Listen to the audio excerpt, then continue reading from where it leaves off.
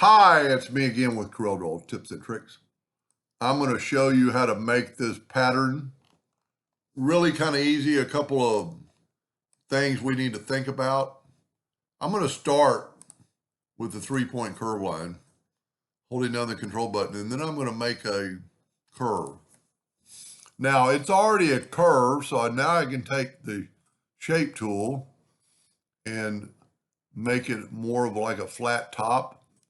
Maybe bring that over and then bring this line down, and then you're going to have to just kind of keep adjusting it till you kind of get a flat spot. Now we want them to cross anyway, so I'm going to Control D and mirror it.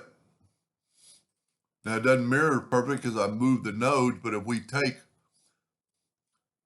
the four-sided cross and put it right there, now to make this work, and that's almost perfect, make this work, we need to join those two nodes.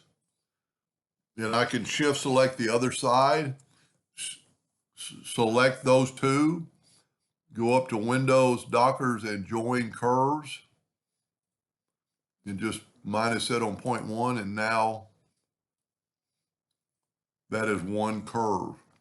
Now let's take and that wouldn't have worked if you would have the next step was the artistic media tool, and we're going to pick the one that has tapered ends on both ends and then do right there. And now we got to go up or downhill. That's about perfect. Let's make it a little bit thicker by adding some numbers to it.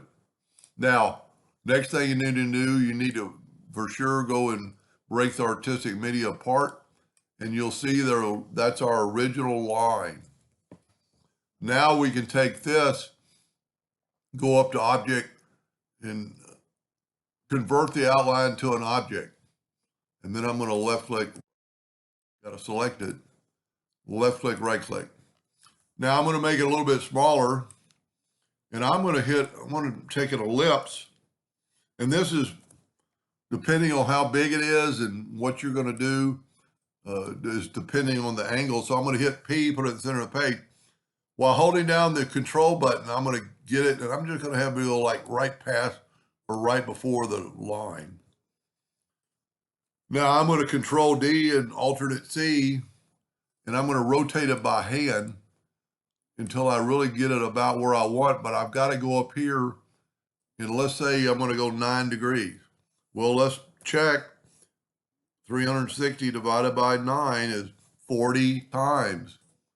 So that'll work perfectly.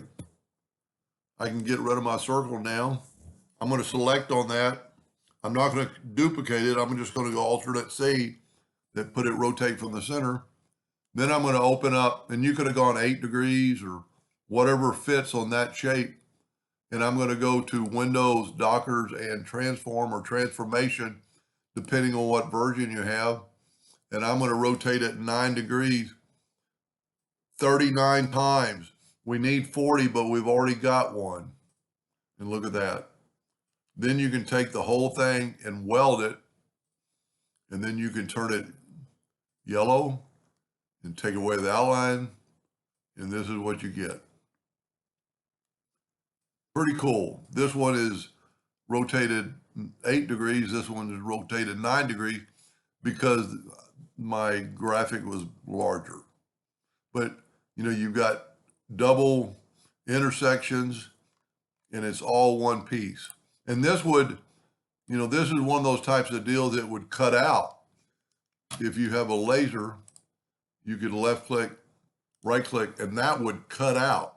Now these little bitty tips might be a little bit breakable, but that would make a pretty neat item to do other things with. Anyway, I hope that gave you an idea or two, and thank you for watching.